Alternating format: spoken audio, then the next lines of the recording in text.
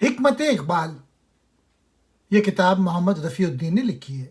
عرصہ دراز تک اقبال کا مطالعہ کرنے کے بعد اس نتیجے پر پہنچا ہوں کہ اقبال کے تصورات علمی اور عقلی اعتبار سے نہایت برجستہ، زوردار، درست اور ناقابل تردید ہیں۔ علامہ اقبال کے تمام حکیمانہ سوچ کا جو مین تصور ہے، جسے علامہ اقبال نے خود ہی کا نام دیا ہے، عقل کو منزل عشق سے دور نہیں رہتی لیکن اس منزل میں داخل نہیں ہو سکتی۔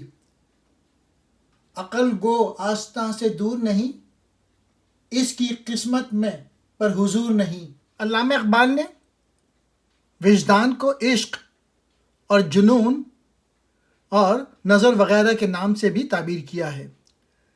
زمانہ عقل کو سمجھا ہوا ہے مشل راہ، کسے خبر کہ جنوں بھی ہے صاحب ادراک۔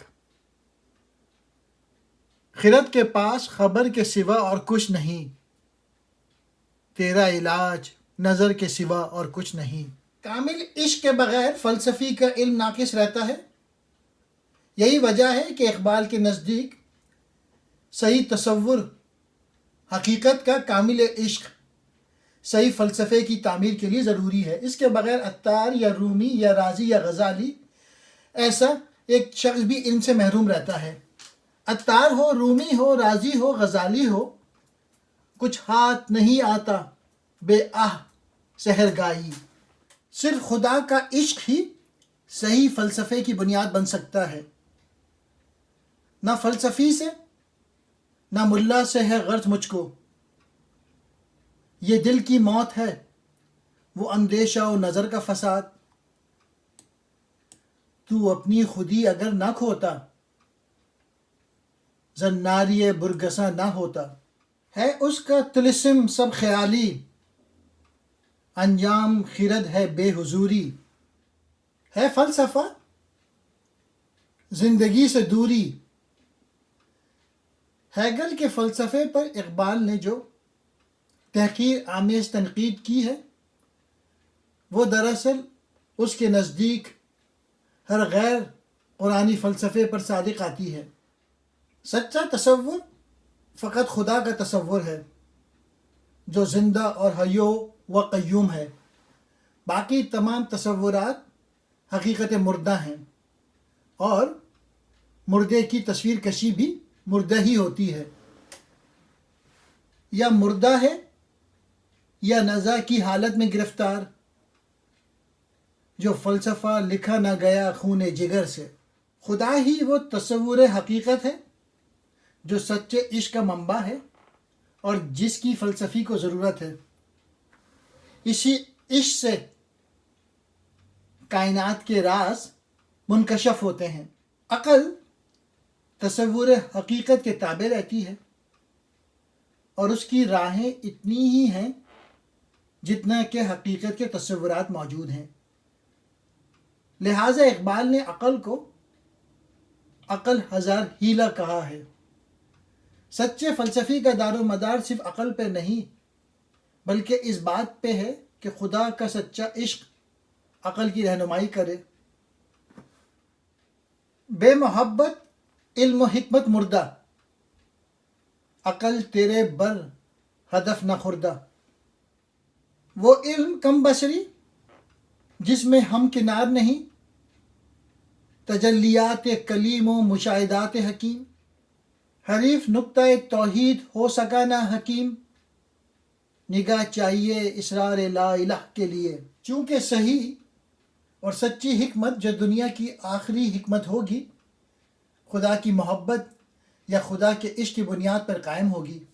اقبال اس بات پہ زور دیتے ہیں کہ خدا کی محبت کے نظریے کو ایک فلسفہ یا حکمت کی شکل دی جائے۔ عقل جس پر اہل مغرب کی زندگی کا دار و مدار ہے، اس سے رہنمائی حاصل کرتا ہے، اور خدا کا عشق جو اہل مشرق کا امتیاز ہے، عقل سے قوت حاصل کرتا ہے۔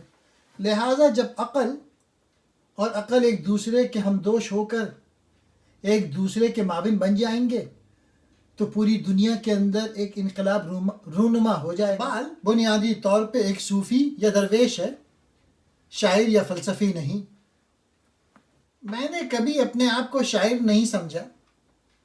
فن شاعری سے مجھے کوئی دلچسپی نہیں ہے۔ ہاں، بعض مقاصد خاص رکھتا ہوں جن کے بیان کے لیے اس ملک کے حالات اور روایات کی روح سے میں نے نظم کا طریقہ اختیار کر لیا ہے۔ درویش خدا مست، نہ شرقی ہے نہ غربی، گھر میرا نہ دلی نہ صفایان نہ سمرقند۔ فلسفہ خودی کی آسان اور مختصر تشریح کا مطالبہ درست نہیں ہے۔ بعض لوگ کا خیال ہے کہ اقبال کے فلسفہ خودی کی تشریح کو آسان اور مختصر ہونا چاہیے۔